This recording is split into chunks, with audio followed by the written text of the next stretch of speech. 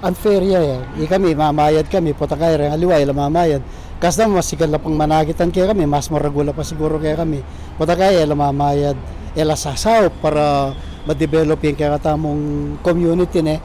Ining latanya na ni business leader at metong karen director na ni Pampanga Chamber of Commerce and Industry Incorporated o PAMCHA Irene Romero. Pisyag ng Romero nga kakit ng problema dikil ken business registration darang aliwang negosyante ken mera patakapihan, kimpilatan na ning PAMCHA at ning lokal a kapanibala na ning San Fernando, Pampanga, apani muna ng Mayora Vilma Kaluwag ang metong muna mang PAMCHA member. Bilang metong negosyante, obligasyon na, ay mo responsibilidad. Obligasyon niya in sopan may community mo para mag-develop ya. Anyway, pati developing community mo, masenso yung business mo eh. Anyari ito nga, mama, lisensya o taxes nga ni, bala mo pupusanan nila kaming mamayad. Dapat siguro ito, muntano kitang talagang estado na kumalang business permit, mamayad lang taxes, baka nito pare-pareho yung labanan kaya pa magnegosyo. Paliwanag na ning licensing officer na ning syudad ay Salvador Carino, mag-inspeksyon la karamiyal yung establishmento ran personnel ning karelang opisina.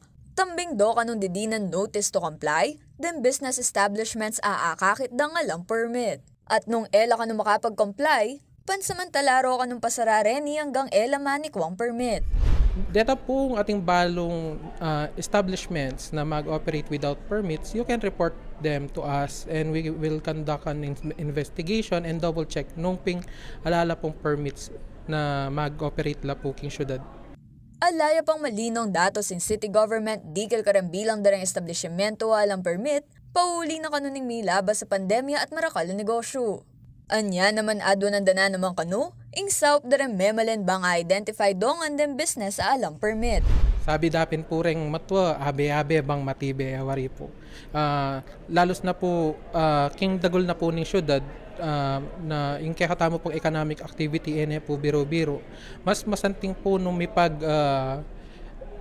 panyaw tamo po to locate these establishments and to make sure na dem pong ganaganang negosyo is compliant with the ordinances and laws na ning syudad. Kaya Beliana Kanilaw, ako po yung kaya kayong Talasuyo, Arlen Salonga, ating pusong Makabalen.